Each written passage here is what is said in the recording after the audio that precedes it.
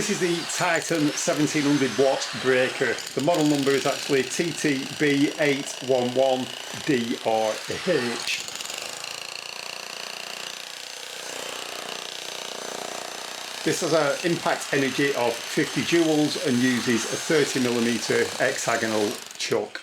So this weighs in at about 16.2 kilograms. The handle there can be moved to a suitable position where you find it comfortable for left or right-handed use.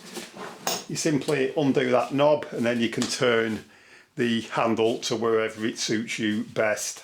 The trigger switch, you can use it as you would do normally, or you can press it in and then press in that button and that will keep it on continuously. And to release that, you simply press in the switch. The chisels that come with this, you get a flat chisel and a pointed chisel, and if you go on eBay you can actually pick up a pair of these chisels and they're about 60 or 70 pound for the pair. So compared to other makes of breaker, they are quite cheap. This is the chuck, and you've got an unlocked picture and a locked picture. When that's turned to the unlock side, you can simply take a chisel. You need to get it that way so that the flat part there is facing upwards. And then once you push that in as far as it'll go, you turn that to the lock position and that will lock the chisel in there. Likewise, to remove it, simply turn that round, you can then pull the chisel out. Before you use the chisel, I always give that a smear with plenty of grease. That is where the silicone grease is in there. You'll need to give it a light coating, and then when I've finished I always wipe it off using a suitable wipe. This actually cost about £169 from Screwfix. The reason why I bought this is because a tree fell over on the property, smashed the patio, so I need to demolish a wall. This is a really cheap machine. If you were to buy a decent make such as a DeWalt or a Hilti or a Milwaukee, you would be looking at thousands of pounds. But you can pick this up for about 170 quid from Screwfix. And for most DIYers, this would be absolutely superb. It comes in a large plastic case. You get the side handle there that can be rotated to a comfortable position. You get a pointed chisel and a flat chisel. And you also get a spanner or a wrench there, which is used to undo that bolt in order to put grease in the machine. So for the money, this is a superb piece of kit, and the only thing I can't say is how reliable it is because I've only owned it for about 12 months. The main thing that you need to be aware of is the fact that when you remove that plug, there's not actually any grease in there to begin with.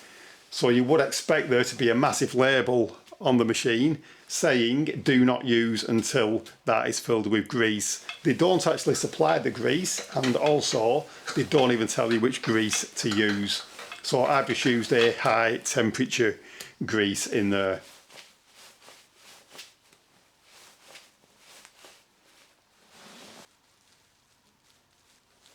Obviously when you use a machine like this, you do need to ensure you use the correct PPE, a decent pair of gloves, safety glasses, ear defenders and steel toe cap boots.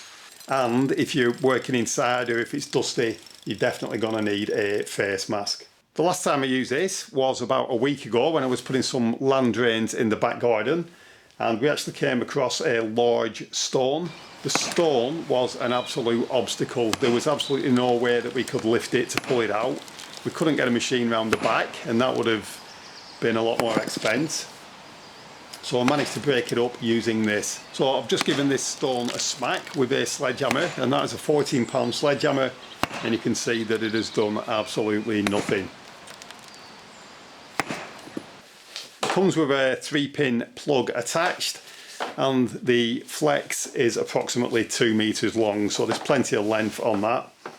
The only thing I'm not sure about with this is how well it would work if you was using a generator, because I would imagine that the startup current is quite high.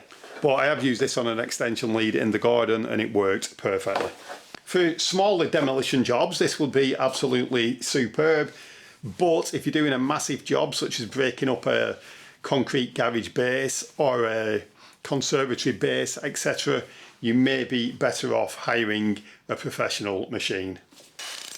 The problem is when you're breaking up a stone like this is if you put the chisel in the dead centre of the stone and start driving it in, you're just going to get your chisel stuck.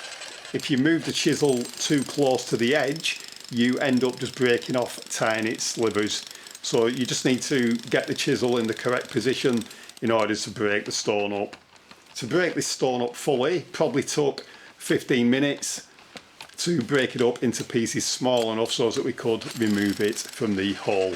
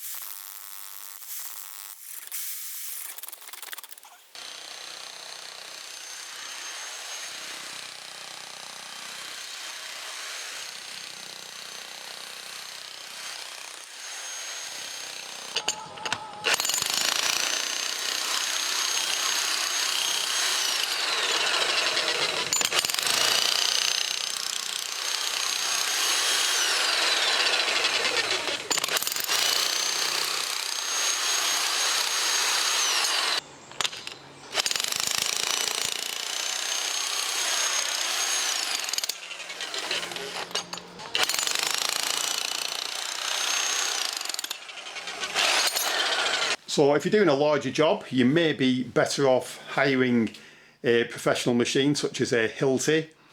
If you're a professional contractor, you may even want to buy a Hilti, etc. But for most DIYers who are on a budget, something like this is absolutely superb. I hope you found this video useful. Thanks for watching.